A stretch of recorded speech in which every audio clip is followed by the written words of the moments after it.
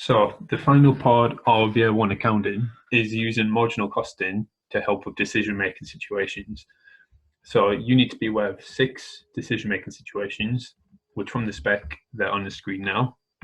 So make or buy, acceptance of additional work, price setting, optimal use of scarce resources, closing potential loss-making line of production department, and target profit. So we're going to look at these one at a time. We're going to talk about what they mean, and then you're going to do some practice. So the first one we'll start with today is target profit. So we touched on this last time with the break-even stuff, because it's just an extension of break-even. So remember, break-even is when we make 0 profit. This is when we want to make a set profit. So just to get you started, I want you to pause the video, go on your worksheet and see if you can fill in as many of these as you can.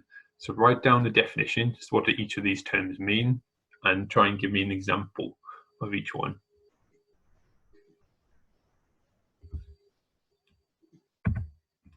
Then hopefully you managed to get the definitions right and a few examples. Yeah, in your exam, you could be asked to define what one of the words are. You could get asked to give an example of one of them in section A, or you might need to understand them on the final section bit where you have to write your essay. In fact, this topic, these 6 decision-making situations, come up a lot during those essays. So target profit. So businesses, we can use marginal costing to work out how many units we need to sell in order to make a target profit. So like I said, this links to break even, because break even, we're looking for 0 profit. Now we're looking for a fixed profit. So on the break-even video, I give you the formula for this as well. So there's just a reminder. So the target profit point in units, well, I add together the profit I want to make, so my target profit, plus all the fixed costs, and then I divide by the contribution per unit.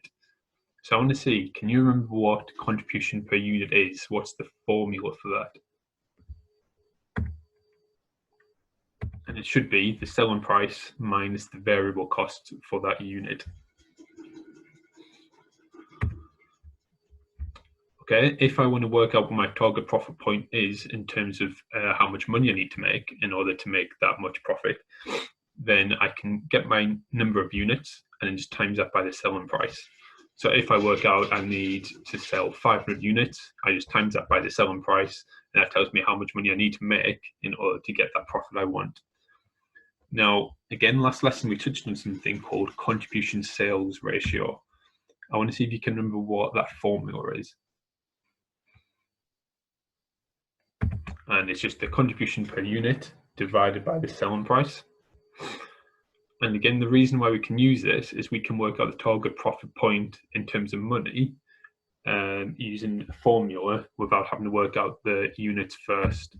So to do that, it's the same top of the fraction, so the target profit plus the fixed costs, but this time we divide by the contribution sales ratio.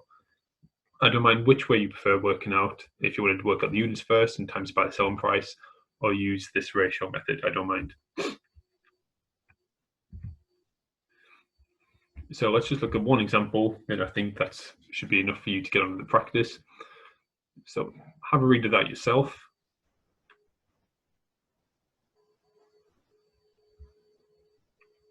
So Fluffy Toys Limited manufactures soft toys and is able to sell all that can be produced. The variable costs, which are materials and direct labour for producing each toy, are £10, and the selling price is £20 each. The fixed costs of running the business are £5,000 per month. How many toys need to be produced and sold each month for the business to achieve a target profit of £2,000? Well, when you read this in example, you would highlight some key information. So the selling price is £20, the variable costs are £10, and the fixed cost is £5,000. So using the formula, we first of all need to get the contribution per unit. So to get the contribution per unit, we do the selling price, take away the variable costs. So £20, take away £10, which gives us £10. And then to work out the target profit units, we would use the formula target profit, so £2,000, plus fixed costs, so £5,000, divided by the contribution per unit. So we divide that by £10. We'll work that out and we'll get that we need 700 units.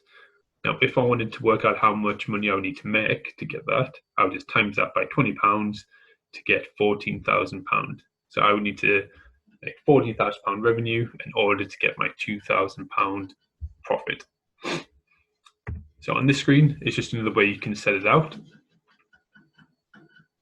So you could set it out using a marginal statement, a marginal costing statement layout, for example. If the question doesn't tell you how to lay it out, you do it however you want.